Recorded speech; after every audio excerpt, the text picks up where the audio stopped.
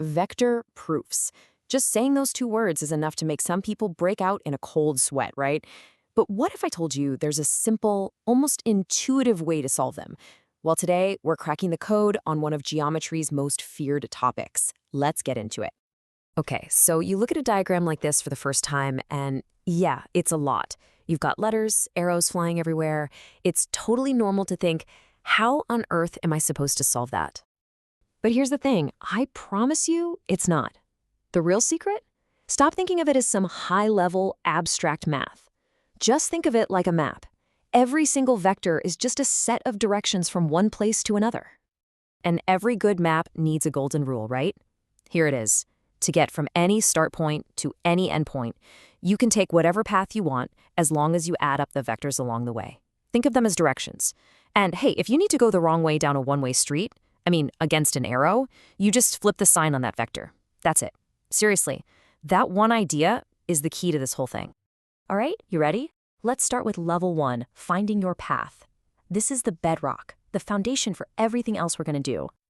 So, what's the mission here? It's pretty simple, actually. We need to figure out the vector for a path we don't know, say from O to P, but we're going to do it by taking a detour, using the paths we do know.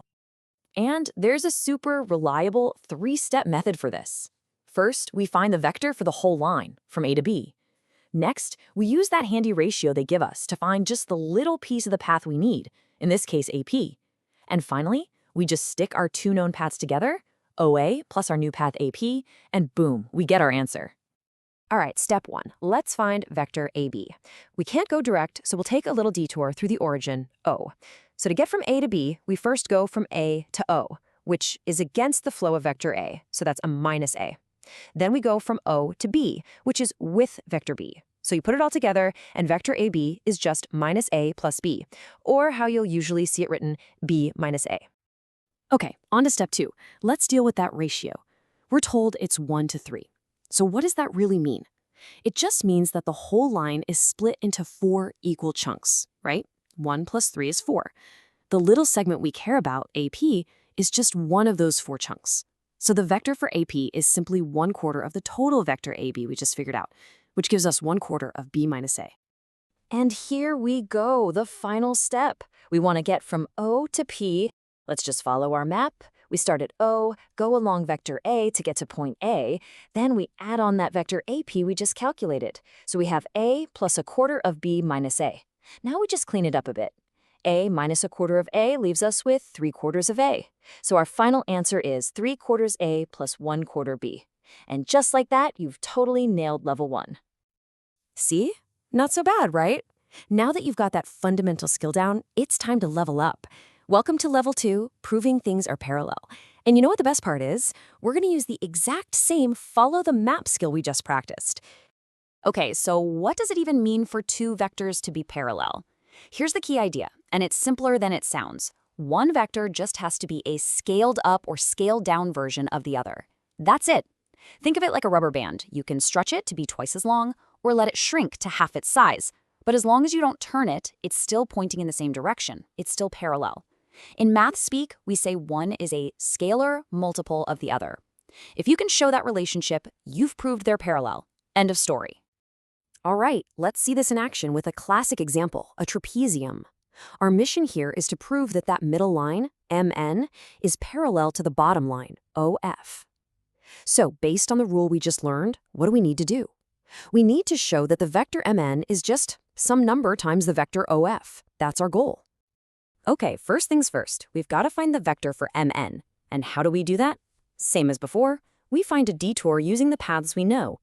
A pretty good-looking route is M to C, then C to D, and then D to N. Let's try that.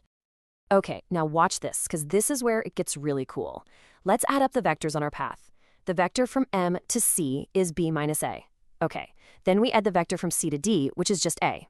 And finally, we add the vector from D to N, which is 2A minus B. Now let's put it all in the pot and stir.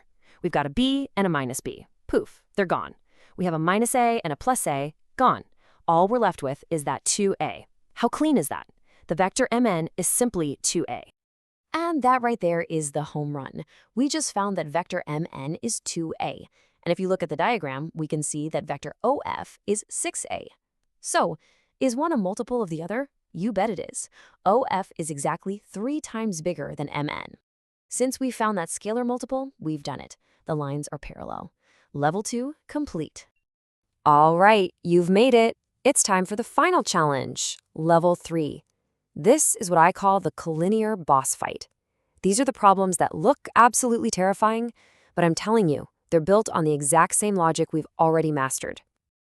And hey, if you look at one of these and feel your brain start to melt a little, you are definitely not alone.